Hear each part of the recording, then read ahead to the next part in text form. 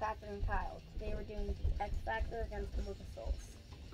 Yeah, you got the X Factor from 1995, first album with Blaze Bayley. That album, or not really this album, but that time period, very special to me. That's when I first started getting into metal, and this was all over the magazines I was reading at the time during those years. And then exactly 20 years later, got the Book of Souls, which is also special to me for two reasons. Because it came out the year I was born.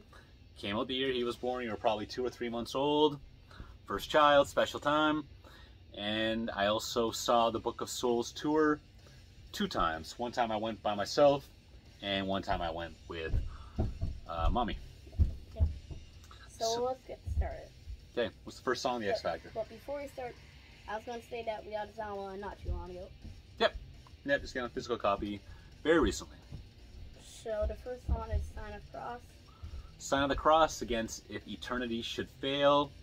I think Sign of the Cross is not a great song. And If Eternity Should Fail, I think that's one of the best songs on here. And I think it was the opener on this tour. And again, it might be one of the best tracks on here. So that's one for Book of Souls. Number 2, Lord of the Flies. Lord of the Flies against Speed of Light. Speed of Light was my favorite song when this came out. Maybe not anymore, but Book of Souls wins again.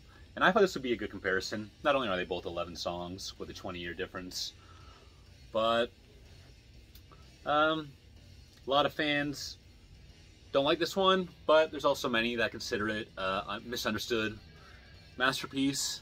And this one, I feel like fans liked it when it came out, but I think it's been forgotten about.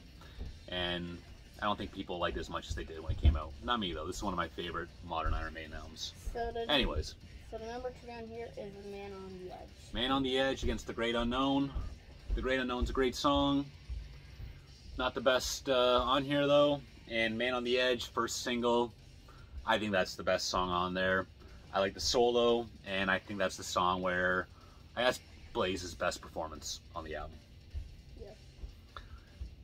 Okay, what's our number 4? Fortunes of War against the Red and the Black. The Book of Souls. Number 5. What you got there? Look for the Truth against When the River Runs Deep. When the River Runs Deep. I thought this would be a little closer, but so far Book of Souls has taken this home. Yep. X Factor's a decent album, but we'll see how many they get. Number 6. Number 6. The Aftermath against the Book of Souls. Book of Souls again. Number 7. Judgment of Heaven against Death or Glory. Wouldn't you know? Death or Glory. Yet another one for Book of Souls. Number 8. Blood on the World's Hands. Blood on the World's Hands. I think that's one of the better tracks on there. Shadows of the Valley. Kind of middle of the pack on here. Even still, Book of Souls. Number 10, 2 AM. Nope. We're at number 9. The Edge of Darkness against Tears of a Clown.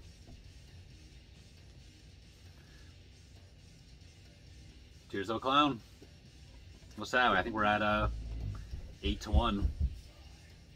Number 10, 2 AM. It's The Man of Sorrows.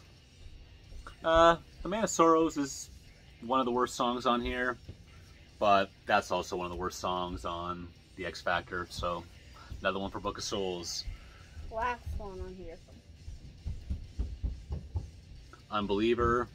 Not crazy about that one either. Emperor of the Clouds. Way too long. Good, not great.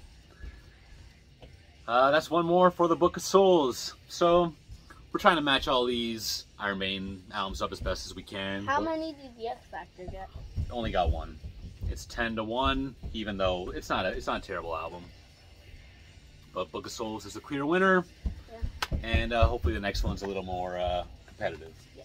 All right. See you next time.